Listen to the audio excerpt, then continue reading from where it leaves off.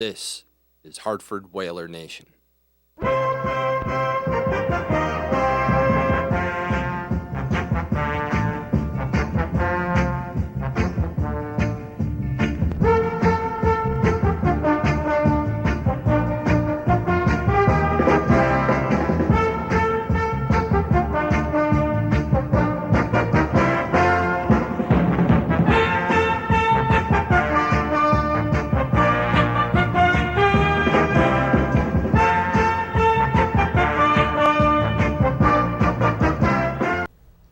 Welcome to Whaler Nation TV. Here with Peter Hindle tonight on a hot August evening. We're talking hockey. That's right. What do we? We're going to break out some responses we got on Facebook. With we talked about the top three fighters the Whalers had over the years: Right. Troy Robertson, Stu Grimson, Shane Churla, Paul McDermott. Who's yours? Oh man, it's a tough one. I've always there's two to come to mind to me, and that was only because I think they were most popular, and there were two different eras actually. It was Troy Robertson. Yep. It was the first one I knew. Oh yeah. Up close and personal. A guy that got bit in the face, but still was fighting a guy. So How about when he broke his leg? Yeah, broke his leg in a fight. Montreal. Yeah. I mean, so Troy Robinson was as tough as nails as he was. If you remember, Emile Francis said he had more guts than a slaughterhouse. And the other guy that was the late in the Whalers' career in Hartford was Stu Grimson, who was just a mammoth of a guy, and everybody feared him. He was just massive. And now he's a lawyer. Now he's a lawyer suing Don Cherry at one point for I guess for the way Don Cherry described. But boy, Stu Grimson was the Grim Reaper. Yeah, there used to be a T-shirt going around the Civic Center back in the '90s, mid and late '90s, and it had a set of tombstones across the back of the shirt, and it used to list the guy. You'd go in and type in the guy's name that he knocked out, that night, and it would date the team, the name, and the guy. And at hockeyfights.com, yeah, you can go in and watch those. Right. And one of them is there's a montage of his 6 knockouts, where he knocked out 6 guys just right under the chin, and boom. Right. And the funny thing is, when you talk to the guy, he's the nicest guy in the world, just like Troy Robertson, nicest guy in the world. Really, again, because the Whalers were who they were. Community guys. They really took time to talk to the community, and even Shane Churla, really good guy. Now he's with the Montreal organization. Yeah, what's funny about the fighters is you can't even be. They're such a unique breed because you think that they'd be fearsome guy, and you talk to them, and it's like it's a guy's as gentle as a lamb. Yep, they're just and they get on the ice and they're fearless. Yep. Fearless. I don't know about you, but decking it out on a guy while you're on ice on a teeny blade, trying to get your balance while some guy's trying to knock your brains out. Exactly. Some of the best fights, I think, for me, the best fight I ever saw was Shane Churla against Jay Miller of the Bruins. Right. These two guys just pounded each other for like a minute and a half. Yeah. And I remember when they were done, they set them in the penalty boxes, and they had no blood on them. Yeah. And, and my brother sat there. He's like, what? There's no blood. They're not cut. They're not anything. I said, no, it's all calluses. They have calluses on their face. Yeah. Probably the toughest skin on their body. Yeah. But there was not a Whaler fighter that I can think of that I did not like. There were so many good ones. At one time they had Tiger Williams who led the entire NHL in penalty minutes. And he was at the end of his career. Yeah, he was. He was ready for the home. Yeah, he was. But we had there was a couple good, and Dave Semenko. Yeah, from the Oilers. Yeah, and one of my friends on Facebook sat there and said, what about Dave Semenko? And really, there was a fight on YouTube the other night that I watched, and he just obliterated this guy his name was Johnson from the Maple Leafs, and he just towed him around like a wet rag. Semenko didn't even wear a helmet. He had that grandfather law where he didn't have to wear one. Because he had that long mullet. Yeah, he did. And they called him Cement Head. Yeah, exactly. But he was good for what he needed to do out there. Got him from Edmonton. I think he used to be one of the guys that used to protect Gretzky back in the day. Yeah, so. He was the protector out there. But yeah, every team has their fighters, and they come and go. And the Whalers have, off the top of your head, you think of nearly half a dozen. But then there was guys like Kevin Dineen who wasn't afraid to drop the gloves either. Yeah. And what was some of the other questions you asked on the Facebook? There was one.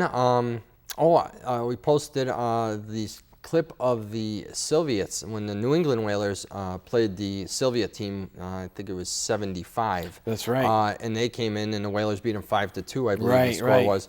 and the responses were phenomenal. Yeah. And Whaler Nation, you're out there. You really have to come through and do that. Right. The responses were, I think it was like 200 and something comments, Right. Along with the likes. It was Yeah. a really good Yeah. turnout for that. The fighters. Right. Because that was their Soviet Olympic team. That was the deal. real deal. That was the Red Army. Yeah. So you got these guys. Couple years before. Trachiak was the goalie, and he was the best around. Yeah. And they lit him up. And And then I think soon after that they went to play the Flyers, and that was the game where the Soviets walked off the ice.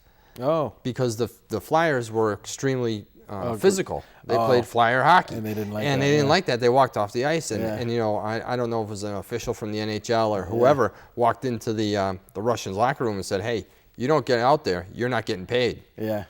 And through a little talking to, they went back on the ice, and, Wow. and the Flyers ended up beating them. Yeah. Because obviously they were just Yeah, destroying yeah, them. yeah. But it's great because at that time, you're talking late '70s. Yeah. There was a lot going on in the world. Right. So to have your patriotism with the U.S. versus Russia, this was a big thing, and Right. I think it really helped the country at that time as well. Yeah, good responses, and that was a very historic game, and at a time when there wasn't a lot of media buzz about it. Sure. But it was that Russian Olympic team and the Whaler team. I think at the time had a couple out. People were out. I think they were due to sickness or an illness going through the team. Yep. So they were a little shorthanded, and no one expected, I think, the Whalers to beat them.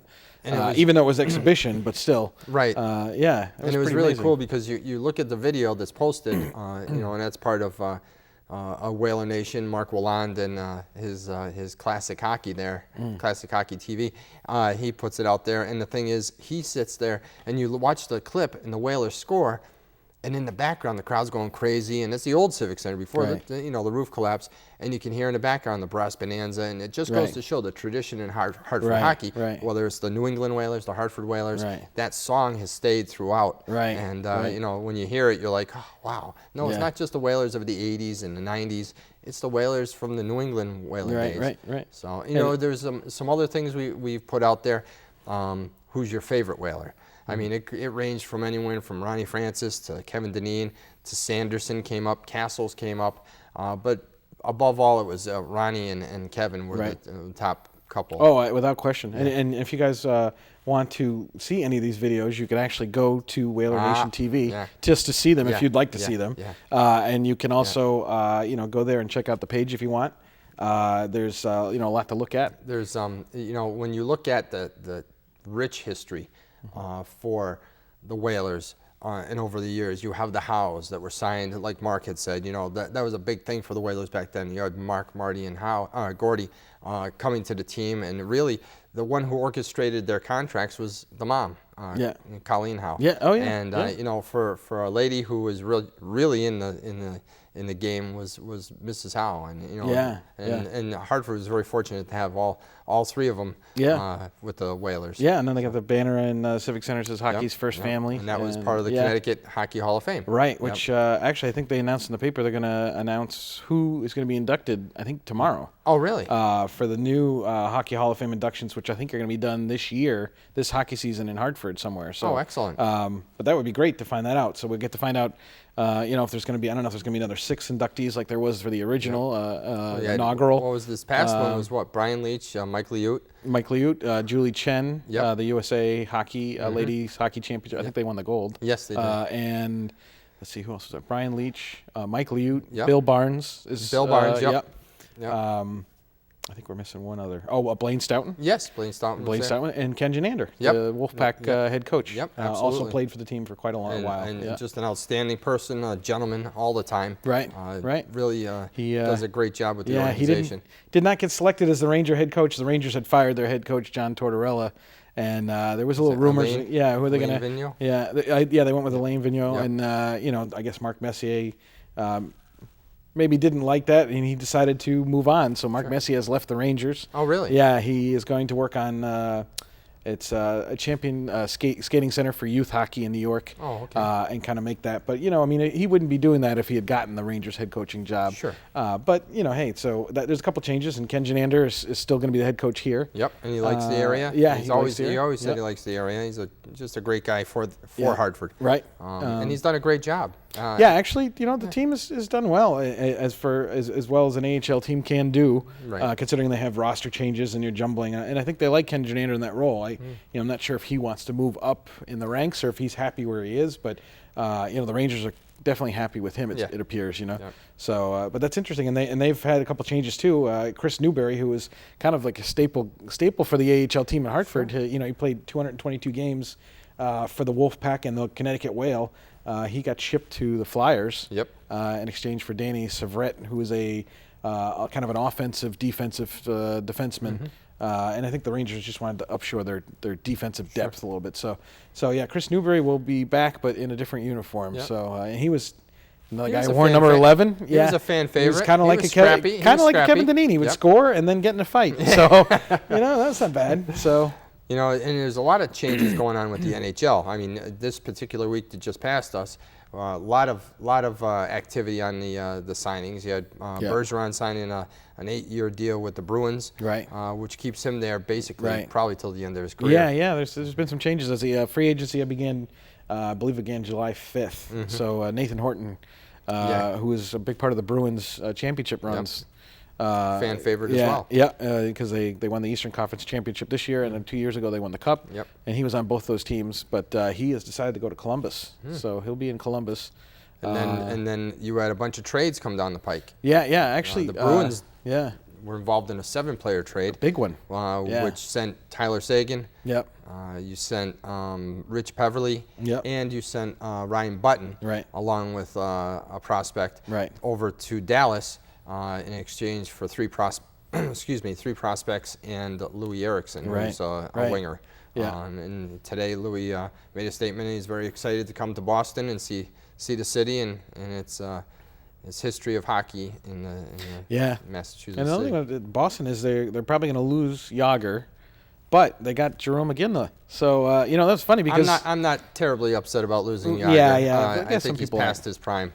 Oh, without question. And him being in Montreal probably doesn't make many Bruin fans happy, No. With him anyway. But, what's interesting about Jerome McGinley is that he had the option of going to the Bruins, and I think he bucked that to go with Pittsburgh, and now he's going to Boston anyway. Right. So, but I've heard that contract is very streamlined. There's a lot of stipulations in that contract of how many goals he has to have, and there's so many. Oh, wow. There's a lot of milestones or landmarks that he has to hit to exercise those extra options. You wonder if he's trying to win a cup. It's going to be interesting to see what the Bruins do after losing to Chicago. Yeah. Unfortunately, seeing the 2 goals in 17 seconds really just. You looked at the injuries. I mean, whether it was Boston or Chicago, at the when you got to that game, they were hurting. Everyone was hurting. It was a very physical battle throughout. Either way, yes, I'm watching the Bruins. I like the Bruins for now, but you have to feel really happy for Joel Quenneville. Sure. Just a classy guy. Yeah. And still has ties to this area. Yeah. And I'm happy for him to win another Stanley Cup. Oh, He's a very successful coach. There's Whaler coaches out there, Deneen, Tippett, and Quenneville. Yeah. They're all head coaches all up in the there NHL. Behind us. 10%, of the NHL coaching is former Whalers. Which is great. Yeah, from that era that we watched here. We watched, And Mark said it last time on the show. These are the guys that everyone loved, and look how successful they are. Ulf Samuelsson has just been brought back. That's right. There was the another Rangers good point. as an assistant. He's the assistant. Yeah. Yeah, assistant head coach. Assistant coach with the Rangers under Vigneault, and he was once an assistant coach under the Wolfpack. And he also was assistant coach with Dave Tippett, who's right behind me. Yes, he is. Yeah. And he was with Phoenix. Correct. Yeah, right. That's where he was before he coach. went to Sweden to coach the team over there. Somebody just, Quenneville's, I think his cousin got drafted and is going to be playing in Quinnipiac. Oh, no kidding. And Joel actually just the other day threw out the first pitch at Wrigley. Oh, that's had great. The Stanley Cup right next to him on that's the mound, awesome. So we're hoping maybe if he makes a trip back to Connecticut somehow, that maybe we'll have a cup here, Yeah, maybe we'll have him on the show. We'll have to see, what's going on at the time. Right. But, when you look at the NHL and how all of this happened, I mean, the Seguin deal, when they talked about the Seguin deal, it was put out there that a lot of the reason he left was because of his nightlife, that he was out at the bars, and he was. Not the Boston Bruin way. Huh? He wasn't. And then in the playoffs, he didn't do anything. Yeah. So of course, his mom came to his defense that Yeah, I did hear that. Yeah, that she was irritated at these comments and so Yeah, on. yeah. He's a 21-year-old. Yeah, He's a young kid. Yeah. Who's in a very big position. Sure. Sure. Absolutely. I understand what the Bruins are doing. Right. But you have young kids, and hopefully Tyler Seguin can be quite successful. Sure. Hopefully not against the Bruins, but Yeah. I understand why they did it. Yeah. If that was one of the reasons. Yeah, I can understand that. They also signed to their minor league. Used to be a goalie who played for the Whale, Wolfpack Whale. His name was Chad Johnson. Oh, okay. Yeah, I remember they signed Chad him Johnson. Yep. to. So he's going to be Down in Providence. He'll be down in Providence. So you'll end up seeing him play the Wolfpack, but. Yeah, for the Bruins' sake, hopefully he won't play goal for them in the NHL. He was a good goalie in Hartford. He was a good goalie in Hartford. I don't know if he's ready for the NHL yet, though. No, yeah, it's a little crazy. So, but there's a lot of big moves happening and you see it a lot where we talk about Ginla and some older players either making their final moves to try and win a cup with a new team or get that last paycheck in. Vincent Lecavalier, who's just a staple with. Tampa Bay won a cup in 06 with John Tortorella. Yep. He was released or construction or some kind of structure of his contract released by the Tampa Bay, and sure enough, the Flyers grabbed him right away, and they gave him a decent contract. I think they gave him 5 years. For a guy who's like 32, 33. So, he's got still some in the tank. Like this past year, I think in a shortened season, he had 10 goals and 22 assists. He's not going to give you the 35 goals anymore, but he'll give you the points that you need. You have to wonder, and I think we talked about this off camera, when they structure these contracts. A perfect example is when DiPietro signed that one with the Islanders for 10 years, $65 million. Yeah. And you sit there, and now I think you said it's an 8-year maximum now versus that 10-year. Yeah. And you have to wonder, are these guys actually going to stick around that long? And I'd love to see a contract and see where these stipulations are and where the boundaries are, because 10 years, that's a long time. Yeah. Even 8 with Bergeron. Yeah. Don't get me wrong, I think Bergeron's a tough player. Sure. Through the last game specifically, he had a dislocated shoulder. Yeah. He had some spleen injury. Yeah. He had a broken rib. Yeah, he's not going out to the clubs after games, that's for sure. No, he's going to the hospital. Yeah. But, when you look at someone like that, another prime example is Mark Savard. Right. The Bruins are still paying him off because he had a huge contract he signed. Right. And then had the career-ending concussion. And he's still getting paid. And, these are big contracts, and you have to wonder why these teams are going this far out. And where those stipulations would be. It is concerning. I think that the Islanders have to pay DiPietro something like 1.6 for the next 16 years or some kind of. But for 16 years, they're going to be paying this goalie who's sitting on a beach somewhere. Really. Yeah, and it's just a shame. And you saw him in Hartford last year. Yeah. He was looking behind him instead of in front of him. I think he heard 5 or 6 brass bonanzas behind him. So that was a horrible game. Yeah. Well, for him, for us, it was great. But there's a lot of contracts, and when they get long like that and they don't work out, you just don't know. I think Kovalchuk was another one who signed a huge deal. Yeah. And what you get out of him this past year with the Devils. Yeah. So I don't think these long contracts are, but it seems to be definitely the way they're going. It's kind of something to do with the players' union, where I'm sure they do like the longer contracts to get the security that they want, out of it. But the other big name I don't know if we talked about was Daniel Alfredsson, who was been with Ottawa since. I think feels like since they began, Exactly. But anyway, he's now with the Detroit Red Wings, so that was a big move. Granted, these guys are all older, but they still have enough something in the tank that these teams are picking them up to think that they can use them to get over a hump. Are they using them for just the hockey, or are they using them for uplifting and the pep talks in the locker room too? Well, that's true. You have veteran players. You're having these younger guys come in. You need those veterans guys to say, hey, you got to step it up, or the pep talk in the locker room. Right. And the rumor is that Yager, if he does sign, is looking at Montreal. So lovely. That'll be interesting. Says he's always wanted to play there. Oh, really? That's good. So good for I'm him. sure Boston fans love to hear that. Exactly. Yeah. But there's definitely a lot of movement going around. It's not even over yet. There's still free agents that are out there. So it's just interesting to see where everyone's going to end up. because once August really gets through, then you get into training camps. Yeah, then you're looking at camp and the rosters are set, and then we're rolling. And then we'll also be talking a little bit about Hartford hockey and where that's going to go this year. Yeah, how they shape up this year. Right. You know, the XL Center, as we had on some of our other shows, you know, we had Chris Lawrence on and Ilka from Global Spectrum, great guys. Right. And you know, it sounds like Global's going to really make it a fan experience, and good for them. Right. Hartford, I think, needs to have someone who's running the XL Center to make it a hockey experience. AEG kind of made it that experience, but didn't live up to the expectations of a lot of people. Right. I think Global, talking to these fine guys that came in, they're really going to put their best foot forward. They're in it for 10 years, right. As well as running Rentschler Field. So this is a very important first year for them to see how they balance this whole 40-something games a year, to see how they do. And Chris even said it. Chris said, it might not be the main thing, but it's a very important thing. Right, the most visible piece that they have, because the most states are surrounded by the hockey. Yep. And the other thing about the CRDA, the Connecticut Capital Region Development Authority, was handing over Rentschler Field as of July 1st, and that was, I believe, from the Bushnell contract. Yep. And you know, the XL contract wasn't supposed to be until September 1st. Yeah. But in order to get the CRDA wanted to hand over both venues at the same time, so they actually had to buy out AEG the last 2 months. And Who's that? CRDA did? Yeah, the CRDA did. So they bought the Justin Bieber concert and the gymnastics. Wow, big money. Which was $500,000. Probably taxpayer money, and that's on top of them paying the Ranger affiliate fee of 1.4. So taxpayers are in 1.9 million for XL.